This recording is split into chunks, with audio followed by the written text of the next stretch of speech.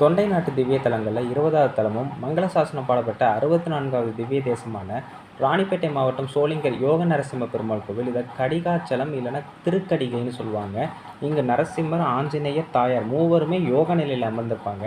500 அடி உயரமுள்ள கடிகாச்சலங்கிற அந்த மலையில் 1305 படிகள் மேலே கடந்தால் மூலவரான யோக நரசிம்மர் மற்றும் தாயார் அமிர்தவழியை பார்க்கலாம். அதற்கு அடுத்து சிறிய மலையில் சங்கு சக்கரத்தோட ஆஞ்சநேயர் 406 படிகள் உயரத்தில் ஒரு சிறு குன்றின் மேலே இருக்கிறார். மூவருமே யோக நிலையில் இருக்கிறது இந்த ஒரு கோயிலில் மட்டும்தான். பேயாழ்வார் இவர் வன் பூங்கடிகை இளங்குமரன் குறிப்பிட்றாங்க.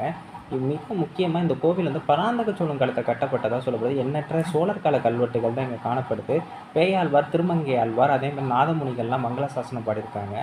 அதை விட மிக முக்கியமான ஒரு விஷயம் என்னென்னா, ஒரு கடிகைங்கிறது 24 நிமிடங்கள். 24 நிமிடங்கள் இந்த கோவில் தான் முக்தி கிடைக்குங்கிறது தான் 3 கோவில். இந்த சோளிங்கர், அதே மாதிரி திருக்கடித்தானம், அடுத்து தேவப்பிரயாகம்.